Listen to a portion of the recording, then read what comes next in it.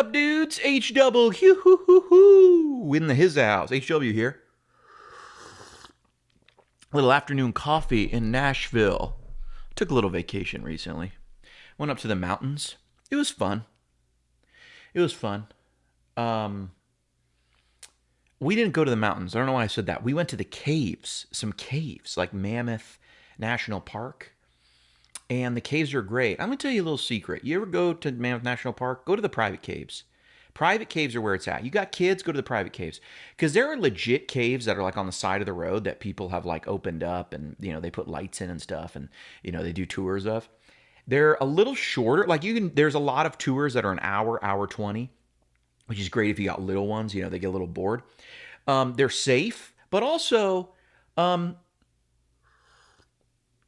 the kids just want to like see like monsters and dragons and dinosaurs and stuff. And these people, even though they're trying to preserve like a cave because it's like 100 billion years old or something, I don't know. They're not afraid to like have you walk around the cave, then you turn a corner and there's like a green Martian. And I think there's something really cool about that. I think there's something very like uniquely American about that. You know what I mean? I don't know.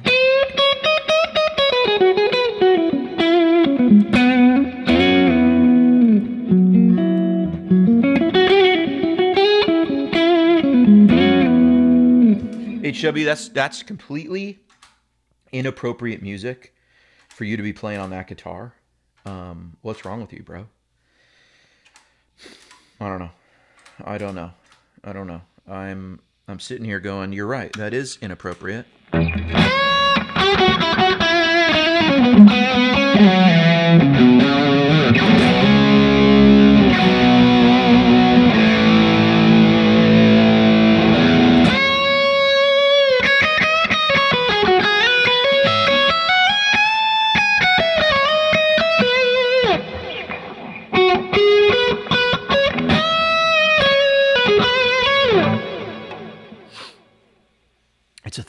It's a thing. This guitar is really awesome, and I think it's really worth the money. We talked about it in the last video, and I'm going to unplug it for a second so you can really like take it in.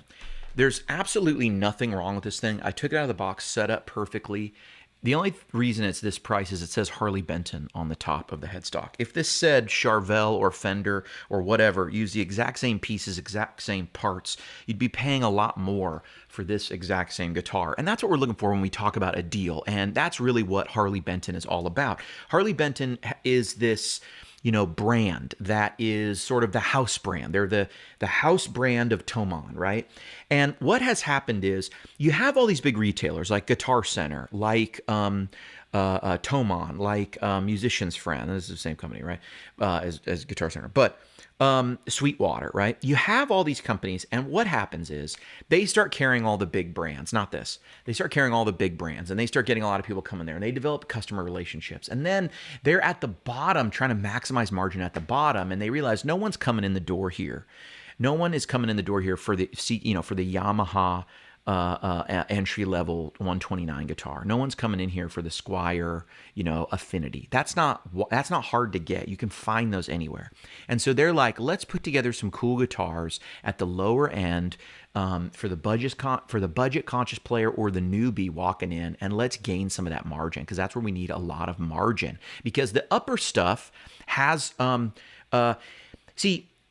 you don't need as great a margin out of a $4,000 guitar as you do out of a $150 guitar. Because on the $4,000 guitar, a lot of shops are going to be happy to get 30% margin out of that because 30% of $4,000 is a lot more than 50% of $200, right? You see what I'm saying? So the margin pressure, it really releases as you go higher when you're in a store, right? And it's the same, that guitar takes up the same amount of hook space, takes up the same, amount of space in a warehouse, takes up this and that. Those high dollar, high margin items. It's the reason your Ferrari dealer is probably willing to come and send a helicopter to pick you up to get you to the dealership if he knows you're a sure thing. It's the same reason why the more expensive guitar you get or a car that you get, I've been in this situation, if you're looking for something like a GTI, like a BMW, something that's a little more like for the hobbyist, maybe the street racer guy, you'll find dealers who are going to say, Hey, I got the car. It's way out here. What's it going to take for you to come look at it right now?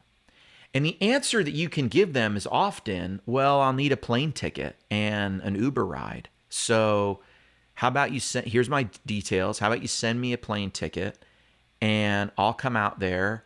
It's a short flight and, you know, cover my Venmo when I get there. You'll get car dealers willing to do that for you because they know you're serious and you're like, why should I have to spend the money to like go see this car? I might, and you're a little bit like, I probably got to buy this car if I do this, but you don't have to, you know what I mean? But they're willing to do it because they know you're serious. They got margin in there. They got room. It's not a big deal if they got to outlay $250, $300 to get you there. It's not a big deal. And, you start talking about higher dollar stuff, they're willing to do it. I have a buddy, I just went to his poker game. He is into watches. You know what I love about this guy? He doesn't go buy watches. A guy with watches and briefcases come to him. I mean, that is some boss stuff right there, right? He has all his friends over for a poker game, and a guy shows up and is like, hey, you want to see some of these new watches? He's like, I do. And then, boom, they do some business right there. You can do that when you got high margin on stuff or when you got high dollars, right? Actual dollars in there. Harley Benton is designed to grab the margin for Tomon, to be the, hey, let's compete with the Squire Bullets. And then after they did that, let's compete with the Squire Classic Vibe. And after they did that, let's compete with maybe some of the Squire Mexican stuff. I'm sorry, the Fender Mexican stuff. And any of the Squire line. And now, let's compete with some of the Charvel and the Mexican line from Fender and all that stuff. Because this thing uses a lot of the same pieces and parts. It's got the Floyd Rose. They are using these Tesla pickups, which is a Chinese manufacturer. But I got to tell you, I have Tesla pickups in this Harley Benton. This is one of my favorite guitars, cheap guitars I've ever purchased. And it's awesome. This is one of those ones I'm never selling. I own 2 Harley Bentons I really love. The other ones I haven't loved. But I have these 2 models I really, really think are fantastic. And they both have these Tesla pickups. I saw the Tesla people there at NAMM. They've just made pickups in China, I guess. I thought it was like a Harley Benton brand. No, they're like their own company and stuff. And they actually make good stuff. I've never seen them for sale anywhere else, but you could buy them and you could become a distributor at the NAMM show. So, I mean, they're legit, and I have so far dug all the pickups I've had from them. I've had other Harley Bentons that don't have the Tesla pickups, and I haven't liked them as much. So, what's that tell you? I don't know. But Harley Benton's pointing out that they're on there. But here's the issue. Here's the problem for Harley Benton right now. This guitar is $435, which is already pushing it, but it's got the appointments to justify it. Okay, it's got the appointments because it's going to cost you about $1,000 for a Charvel with these same appointments, right? Except here's the problem. I had to pay a pretty significant tariff to get this thing here. And I don't know how they're going to get these guitars into the US, into their warehouse, so I can order them on Reverb and eat the whole tariff themselves. They're going to be eating a lot of this tariff. They're going to be eating, I can't imagine they're going to have much margin left if they did that. So then what's the point of this whole brand, right? If it eats their margin. So the price has got to go up. I ended up paying, because this was a B stock, I paid $365, but the real price is $435. And I ended up paying almost $200. I bought this in a gig bag for $365. $365 and the gig bag was like $40 or $50 or something like that. And I ended up paying $190 delivered at my door when the UPS driver showed up. And so this really puts it out like, okay, now on a B stock, I actually paid, $550, right? $365 plus the $190. I actually paid like $550 plus the gig bag. And if you look at the normal price, $435 for this guitar, and you add that, let's call it $150 in tariffs because, the gig bag was some of the I don't know how much of the tariff was for the $40 gig bag or whatever, $50 gig bag, whatever it was. But let's just call it $150. You're at $600 for this guitar. Well, here's the issue now that Harley Benton has. If you want a guitar like this, you can pick up right now a used Charvel with the same Floyd 1000 with Duncans for $600. I see one right now on Reverb. Now they tend to usually go for a little more, high sixes. But what's the resell on that compared to this, right?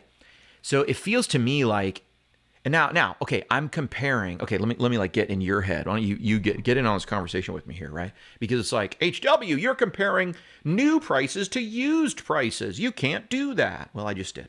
But you're right. I mean, that's not really a fair comparison. This is brand new, and that's used, right? So obviously, new to new and used to used, this is cheaper. And these will be cheaper, but I notice a lot of these higher end Harley Bentons just don't go up for sale that much. And I think the reason is, I don't know, there's a lot of Harley Bentons on Reverb, but you'll notice some of the models people really hang on to. I think because, I don't know, I think they become those guitars in your collection that it's like, that guitar is worth more to me than I can get for it. They won't command a lot of money when you go to resell them, but you're like, no, that's a great utility guitar. I want that, right? And so it becomes like, I don't know, I don't want to say like the Toyota Corolla. It becomes like the Toyota Tercel of guitars, right? It's like you got this old beat up Tercel, and what's it worth? It's like that Tercel is worth $950, right? And you could get $950 for it. Or you could get to work every day for the next 2 years, right? Like that's worth more than getting the $950, unless you really are like, struggling to eat and stuff. You know what I'm saying? And so it's like my grandfather-in-law had this old truck. He had this old Mitsubishi truck. And it was like, the thing was like, no, I don't know what you could have got. You could have got like a loaf of bread, and a Starbucks gift card for it. But man, he just drove that around. You know what I mean? Like it was his and then he had his nicer car, that was for Sunday mornings, right? That was like the Oldsmobile. That was for Sunday mornings, but the work truck was for work. And that's a little how I feel here. Now, I think the problem here for Harley Benton is, as a player, I am waiting for them to get a guitar like this into their warehouse, because we have the tariffs now. There was a period of time when tariffs were coming, and we knew that, and we talked about it. And what we see from the data, from inventory data and ordering and importing data, what we see is companies very much front-loaded their inventory. And because what we saw with the tariffs when they went into effect, we saw a big spike in imports before the tariffs, and then right after the tariffs, a huge drop in imports. And so a lot of headlines were like, hey, look, no one's importing anything in the United States. They're just giving up and going out of business. Well, obviously that's not true, right? But what's happening now is the rate of imports are actually going up.